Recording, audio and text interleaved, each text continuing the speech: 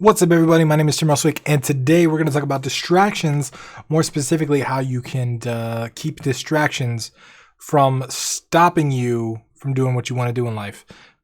Distractions are one of those things that are always going to happen.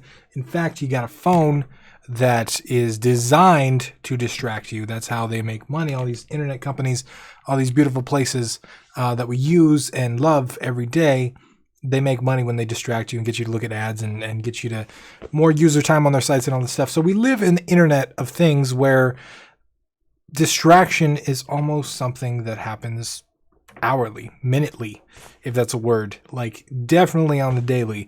And a lot of people, they think that you should eliminate distraction, right? And I thought this for a long time too. I was like, how can I eliminate distractions? I deleted Facebook. I deleted some of these other social medias. I purposely stayed off of stuff like Instagram and Snapchat and all this stuff, specifically to kind of eliminate my distractions, because I didn't really want things distracting me from the stuff that I wanted to do, from the goals that I wanted to achieve, from the people that I wanted to meet, from the things that I wanted to get done. And granted, there is some truth to that for sure. Like, eliminating some distractions has helped me out a lot.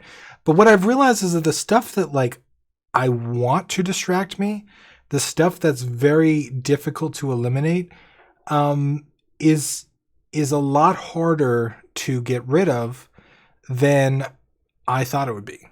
So, Twitter, YouTube, those things for me tend to really, really, really attract me. Twitch recently too has kind of become a distraction, and those things that I love, right? And they're also things that I work with. It has to do with my community, it has to do with my job, it has to do with what I do professionally to be on these places, especially like YouTube. You're watching a video right now of me on YouTube. So for me to not be on YouTube is kind of difficult. Like, YouTube is a big part of the community that I run. So what I've realized is that some stuff, it doesn't make sense to eliminate, right? Some distractions, it does not make sense to get rid of and eliminate completely. But limiting them, understanding your limits, understanding how much is too much, I think is really, really important. Everybody has something they need to get done. Everybody has a project they're working on. Everybody has something that they want to achieve. And these little things, they stop us from getting there. But when you try and eliminate something that you love from your life, it can make you miserable, right? Like, these things, even though they're distractions, they can actually add to the quality of your life, right? Like, YouTube is fantastic. And yes, it's a huge distraction. And if I eliminated it out of my life, maybe I would get more done in the short term. But I think longer term, I wouldn't be able to use tutorials and watch tutorials on how to write things or code things or build things or draw things or whatever. I wouldn't be able to learn different things. I wouldn't be able to hear from some of my favorite people in the influencer space. I wouldn't be able to listen to some of my podcasts that I watch on there. I wouldn't be able to interact with certain people like from the community. And so, like, YouTube, even if we take the fact out that I post YouTube videos, even if we remove that, removing that permanently from my life just because it's a distraction doesn't always make sense. So a lot of people take the approach of like black and white. Either they're distractions or they help you achieve your goals. Either they help you or they don't help you, or they hurt you, right? But I think there's many shades of gray, and a lot of my videos touch on this, that there's all this stuff in between. And I think that you can kind of learn this harmonious way to build some of these distractions that you know are going to be distractions into your life by, I don't know, limiting time, right? Limiting time on them. There are browser extensions where you can turn them off for a certain amount of time. If you just Google on Chrome, like Chrome browser extensions, productivity, stuff like that, you can find some. Maybe you can do Pomodoro. You can use a timer like I have here. It's got 15, 30, 60 minutes. I could pop this up, start a timer for 60 minutes, and then work uninterrupted for 60 minutes. And this is something that's really, really helped me do that. I know that no distractions are allowed within that 60 minutes. I time myself. I do a Pomodoro to get shit done, and I stick to that, and then I'm allowed distractions afterwards, right? So it may be one of those things where YouTube can distract me a lot in my life, but if I eliminate it, I think my life quality is less. So what I've done is I found a way to kind of integrate it in my life, rather than think of it as either this thing that constantly interrupts me from everything I do, or this thing that I can't have at all, right? So I think there's a gray space in there, and that's kind of limiting your usage to the thing, limiting how you see it, and being strict with yourself, like realizing, hey, I'm spending time on this. There is an app in most phones that I recommend you look at, especially Android phones, where you can look at your usage. I forget what it's called now, but you can actually see a percentage of what you do during the day.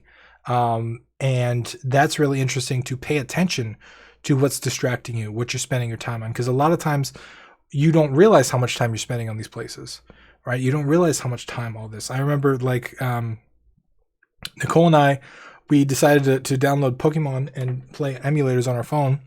And we were going to battle Pokemon after a day or two. And a day later, I had like level 40s, a whole 6 team packed, ready to go. And she was like level 6. And she was like, what the hell is this? Where did all these come from? I was like, oh, well, I played a little bit of Pokemon. I didn't realize it was that much. And I looked at the clock on the Pokemon. It was like 16 some hours, some 12 hours, some shit like that. And I was just like, I had no idea I played that much. Literally, it was sitting on my phone and I was playing it. And I knew I played it a lot, but I didn't realize I played 12 hours in 24 hours of Pokemon. So like being aware of how much you use something, how much something is distracting is really important. I had to uninstall emulators from my phone. And in fact, I have a second phone now that only has games on it. It only has emulators and stuff like that. And I do that specifically so I don't spend the majority of my time sitting around playing games.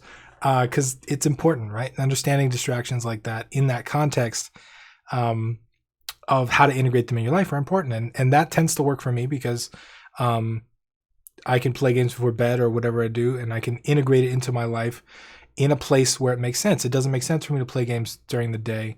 Even though I make games, it doesn't make sense for me to constantly just sit there on Pokemon and play that all over again. So in summary, distractions I don't think are bad. They can actually improve the quality of a life. I just think that you have to learn how to manage them and make sure they don't control you. Make sure you control them. So if you are running into trouble with procrastination and distractions, one, figure out how much they distract you. Figure out how much time you actually spend on them to figure out if they're even worth pursuing. And then two, figure out solutions that work with you to integrate this stuff if you can't eliminate them directly. Like I talked about Facebook. I eliminated that completely because I don't think that was any value in my life whatsoever. But YouTube adds value. So it's a distraction, but at the same time it adds value. So figure out where these different services and different things fit into your life and go from there. That's all I got for you today. I hope you found it useful. If you did, leave me a thumbs up and a comment down below. Let me know your thoughts. What's your biggest distraction right now? What do you think distracts you the most? And what are you doing to kind of get work done despite the distraction? Let me know down in the comments below. My name is Tim Roswick, and I will see you again tomorrow.